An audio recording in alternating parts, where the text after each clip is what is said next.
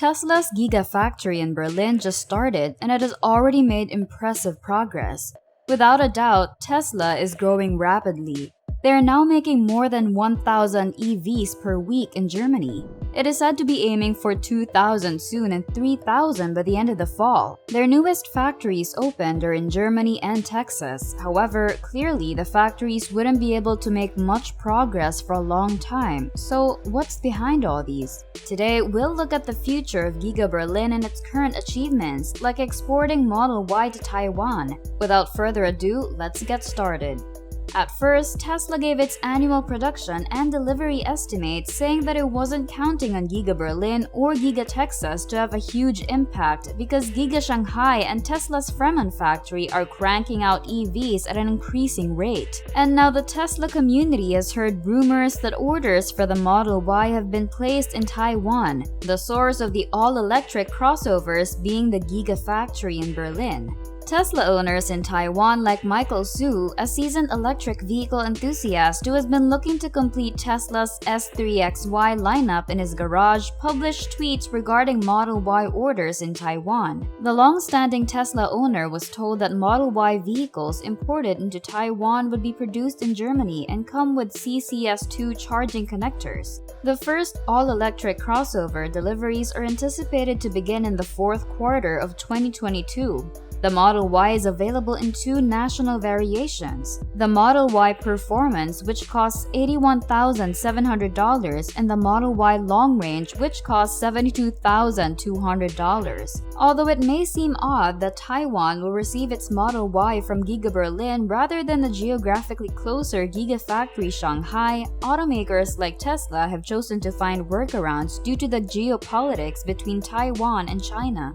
For instance, due to constraints on automobile export and import to and from China and Taiwan, the nation imports its Model 3 sedans from the Fremont factory.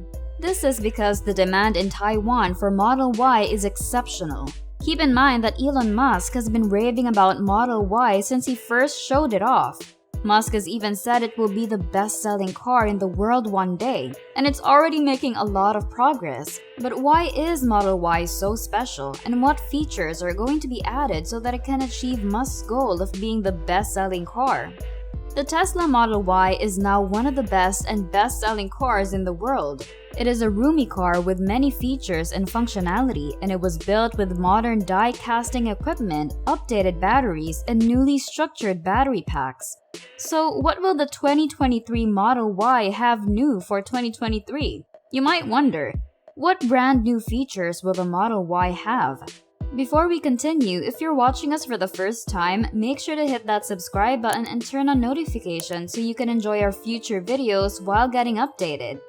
Getting back to the topic, well, vehicles using the 4680 batteries were produced from Giga castings and had two parts and a twin motor. However, those early Model Y vehicles that suited modifications had what seemed to be average specifications, such as a long range of 326 miles, an EPA rating of 7 seats and 76 cubic feet of cargo space, and a top speed of 135 miles per hour with AWS dual motors. Tesla decided to produce the Model Y the same way Fremont did, but with the advantage of a cutting-edge assembly line. Tesla is still getting the 4680 battery packs from Giga Texas, but now it is only hoarding them rather than installing them in cars. We understand that Texas wants to speed up the production of the Model Y and Model 3 long-range vehicles. The model benefits from Giga Texas since you may achieve a model-wide performance in less than a month, resulting in a shorter wait time than observed in a while. The full self-driving software from Tesla, which should be widely available and accessible to vehicles with safety ratings of at least 80 and above, will be one of the features of 2023. Although costs are higher in Canada, with FSD at $19,500, this will cost $15,000 in the United States. One of the new features could be a powered Frank. In contrast to other EV manufacturers, Tesla's data software updates indicate that a motorized working Frank is on the way. Normally, the front requires manual lifting once it unlocks. Moreover, shortly, Steam integration for in-car gaming will be available. Gamers will likely be eager for this, which will be wonderful, especially when FSD and robot taxation begin to gain popularity. Starlink's steering wheels are anticipated to join the market and be converted to touch control buttons, and the steering wheel is similar to the Model X vehicles. Despite this, you will still need to learn how to operate touch buttons and the center touchscreen in place of stocks. Taiwan buys its Model 3 from Fremont because China does not allow it to be imported. They should utilize Giga Berlin for the Model Y as is customary. South Korea is also purchasing its Model 3 and Y from Fremont because of China's excessive import taxes. There may also be a change. According to longtime industry observer Troy Teslike, Tesla's export strategy for nations like South Korea, which apply import duties on automobiles from China, may be changing more broadly due to the Model Y imports from Germany. Therefore, the future delivery of Tesla vehicles to nations like South Korea from the Gigafactory Berlin rather than the Fremont factory in the United States would be expected. The Fremont factory in California may have more breathing room now that Giga Berlin is handling its exports. This is encouraging for Tesla, especially because Elon Musk recently noted that the Fremont factory is already packed to capacity. Tesla stated that it plans to enhance the Fremont factory, so having Giga Berlin handle exports should allow the EV manufacturer to concentrate more on the improvements made at its California facility. With increasing demand for Tesla Model Y, having two factories in the US producing Model Y crossovers for the regional market is comforting. Furthermore, a plant in China manufactures the electric crossover for domestic and international use. Tesla has already demonstrated that it can reduce excessive demand by speeding up Model Y deliveries. If the electric vehicle manufacturer is successful, it will have quickly doubled its production capacity. It doesn't seem hard to build an additional 1,000 EVs each week in another month or so. But we'll have to wait and see how the ramp up to 2,000 goes before making predictions about when Tesla might reach 3,000. It's crucial to remember that even though Tesla just recently built Giga Berlin, several enhancements to speed up output have already been made. The Mega Shanghai and Giga Texas has experienced the same thing. Tesla keeps demonstrating that it can speed up production at its factories worldwide and that the improvements truly have a meaningful impact.